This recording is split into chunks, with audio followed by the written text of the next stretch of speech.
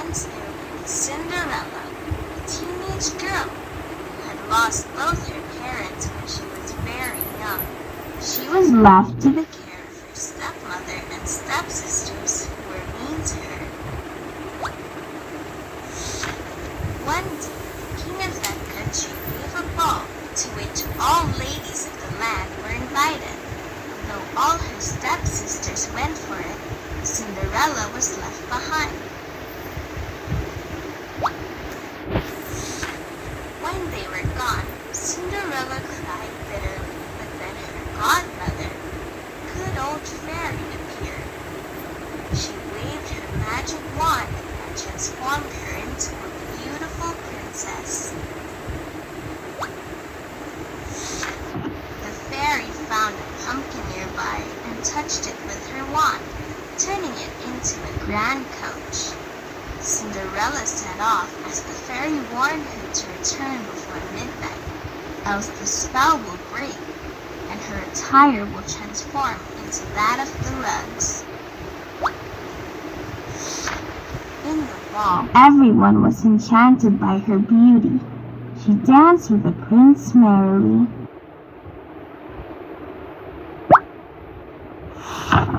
But as the clock was about to strike 12, Cinderella was reminded about her pledge to the fairy, and she rushed out of the ball. In hurry, she dropped her glass slipper. The prince, surprised, noticed the glass slipper. He longed to meet her again, and felt sure that no one else in his kingdom would wear such a tiny slippers but she. After a long search, the prince finally found her, surprised but delighted at the same time. He asked her if she would marry him. Cinderella agreed at once. Cinderella was married to the prince in all grandeur, and they lived together happily ever after.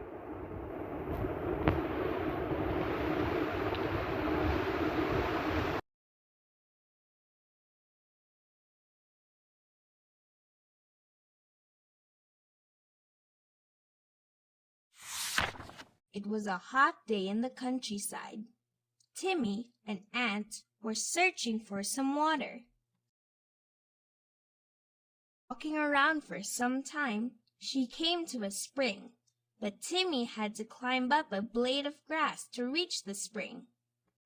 Just as she started to climb, she slipped accidentally and fell in the water.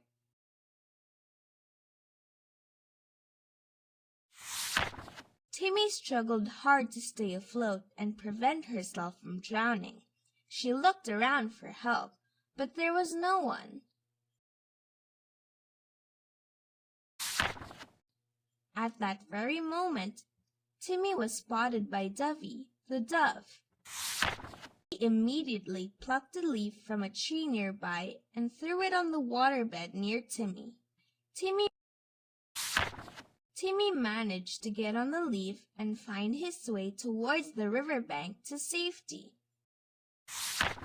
Timmy looked at Dovey and thanked him for saving her life.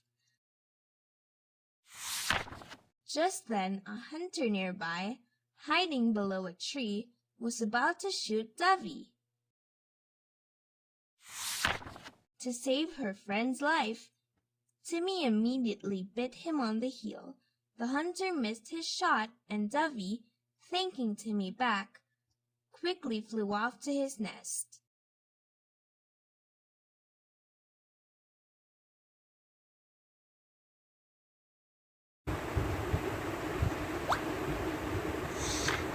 It was an unusual day in the forest for all the animals except Patty, the donkey, who found a lion's skin left in the forest by a hunter.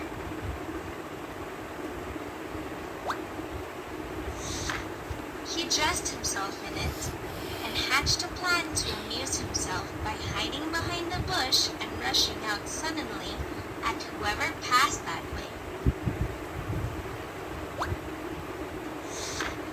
He did manage to do so, and had quite a good laugh when Sammy, the deer, and Pete, the elephant, were scared to their wits. Paddy was so pleased to see the animals running away from him that he felt he were the king of the jungle himself.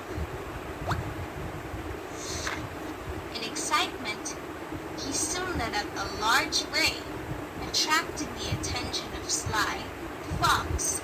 Sly smiled to himself without a care in the world.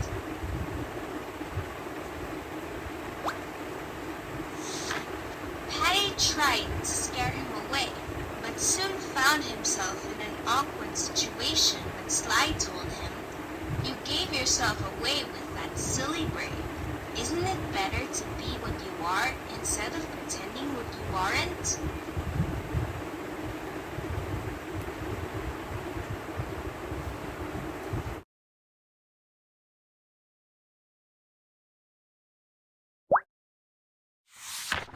This is Howie, the hare, and that is Tom the tortoise. Once, Howie Hare saw Tom Tortoise walking slowly with a heavy shell on his back. Howie Hare, very proud of himself, saw how fast he could run. Asked Tom Tortoise, "Shall we race?" Tom Tortoise agreed for challenge, and referee Eddie Elephant blew the whistle to start the race. Howie Hare hopped off towards finish line at a lightning speed, leaving behind Tom Tortoise. Seeing Tom Tortoise moving very slow, one step at a time, proud Howie Hare rested under a tree to take a nap.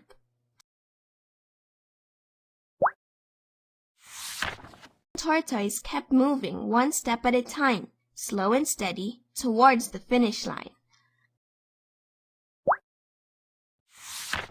And Howie Hare woke up to see Tom Tortoise moving very close to finish line. Howie started running fast, but it was too late. Tom Tortoise won the race, and Howie Hare's head bent in shame. Hour passed, and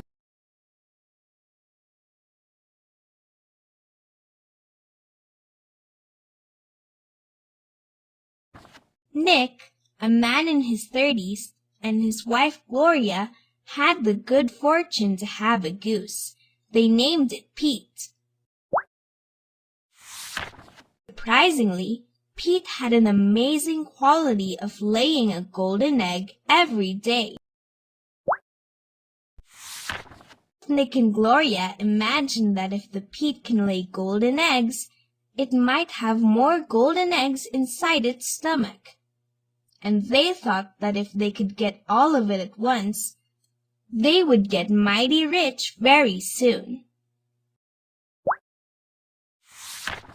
Nick and Gloria decided to kill Pete in their farm itself. To their shock, upon cutting Pete open, they found that its innards were like that of any other goose. There was no gold either. They learned their lesson the hard way. Excess greed can lead to one's downfall.